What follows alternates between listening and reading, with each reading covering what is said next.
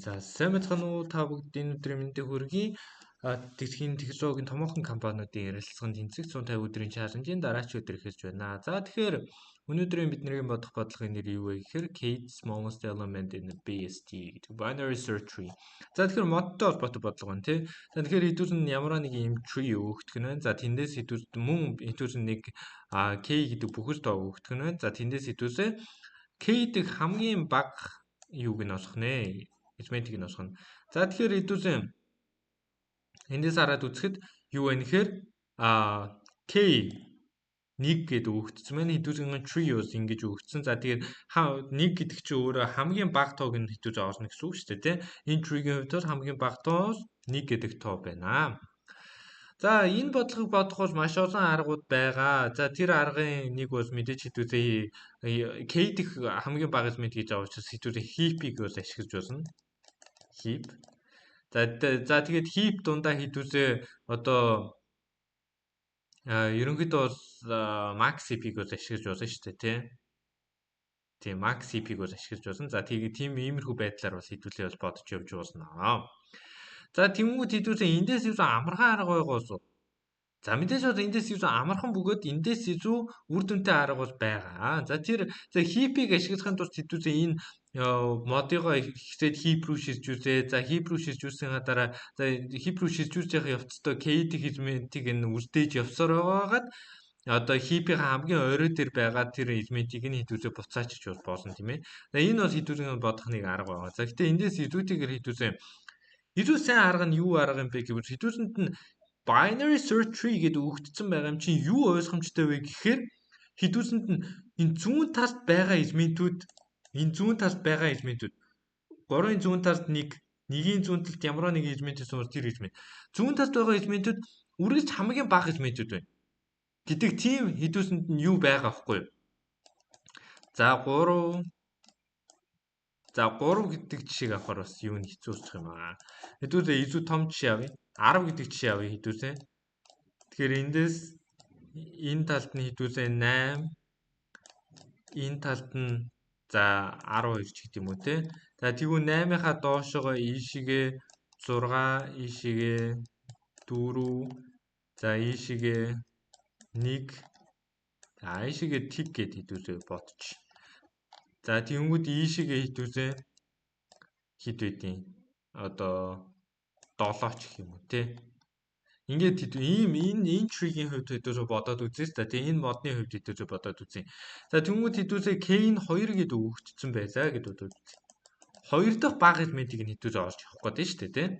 Тийм учраас хэдүүлээ юуг хамгийн түрүүнд мэдж байгаа юм бэ гэвэл доошогоо явсаар байгаа зүүн тишээгээ доошогоо явсаар байгаад хэдүүлээ олж байгаа энэ элемент бол хамгийн бага элемент гэдгийг мэдж байгаа. Яг тэр энэ бол binary search tree тийм ээ, binary search.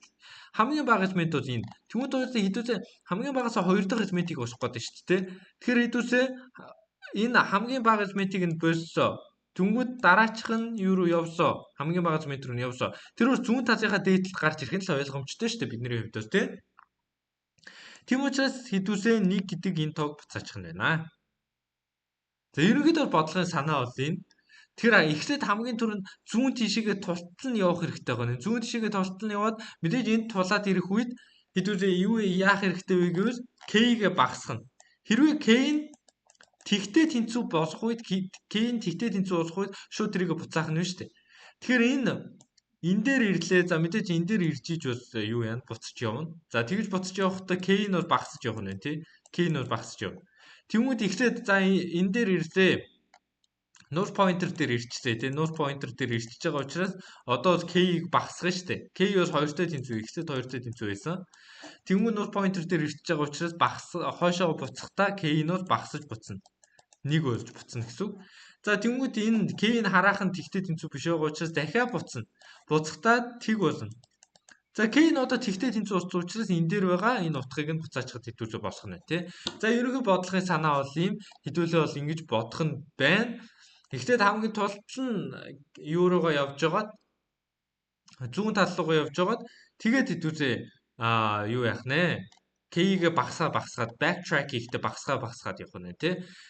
За тэгээ ерөнхийдөө энэ санаагаар бодогдсон. За хэдүүлээ кочлоод үз.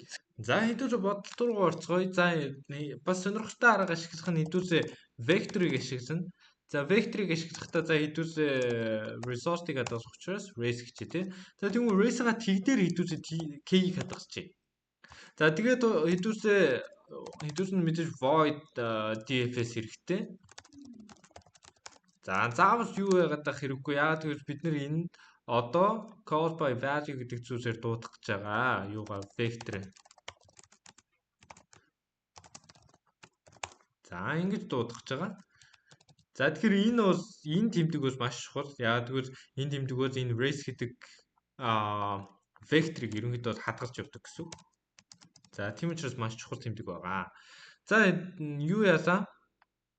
Ингэсэн одоо тэгвэл DFS-ээ одоо хэдүүлээ дуудана шүү дээ, тийм. Root дээрээ дуудана. За мөн race-ийг явуулчихна, тийм ээ.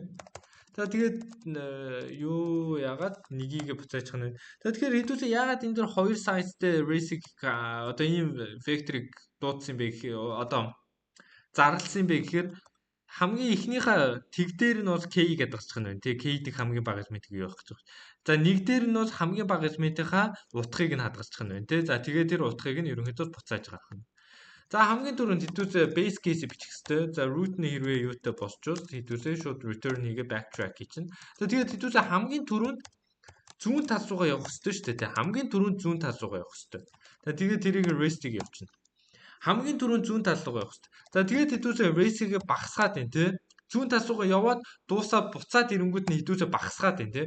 Багасаад хэрвээ race нь тэгтээ тэнцүү босчвол хэдүүлээ яах вэ? Тэгтээ тэнцүү босчвол хоёулаа хэдүүлээ race-ийн нэг дээр root-ийнхаа утгыг нь хадгалаад зүгээр шууд return хийчихнэ. За тэгээд хэдүүлээ бүр босхгүй болвол баруун тишгээ явах нь байна. За ерөн ингээс хэдүүлээ бодлого бол болчихж байгаа юм. Бүр босхгүй бол баруун тишгээ. За бүр босхгүй бол ч явах те. Хэдүүлсэнд нь хэрвээ энэ дээр 2 гэдээ өгөгдсөн байлаа гэж бодоход хэдүүлээ зүүн тишгээ тулталны явлаа нэг дээр ирчих штэ те. Зүүн тишгээ тулталны яваа энэ хэрвээ 2 байсан бол шүү. Нэг дээр ирлээ босхгүй байна тийм ээ. Нэг дээр ирээд энэ бол босхгүй байна. Угаасаа 2 дахь юуг нь осох гэдэг юм чи. Тэгвэл хэдүүлээ за энэ дээр хэдүүлээ бичиж үзье.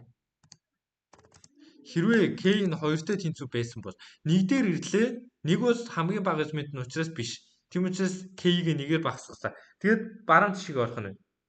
Угаасаа энэ баруун талд нь байгаа элемент энэ элементээс бага гэдэг нь ойлгомжтой шүү дээ. Яг тэгвэл энэ элементийнхаа зүүн талд нь байгаа учраас. Тийм учраас хэдүүлээ баруун тишгээ энэ дуудах юугаар заавал хийж өгөх ёстой. Тэгээд хэдүүлээ шалгаад үзье. За асуудалгүй бол болж юм тийм ээ. За ерөнхийдөө бол бодлого бол ингэж бодогдох нь байна.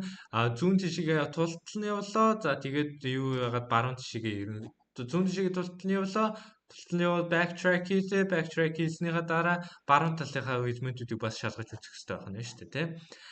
За ерөнхийдөө бол бодлогын санаа бол ийм байх нь байна. За тэгээ өнөөдрийн бичлэг таалагдсан байх гэж найдаж байна. Бичлэг таалагдсан бол лайк болон subscribe дарж манай чаналыг дэмжээрэй. Мөн ямар нэгэн асуулт байгаа бол доор комент хэсэгт бичиж асуугаарай.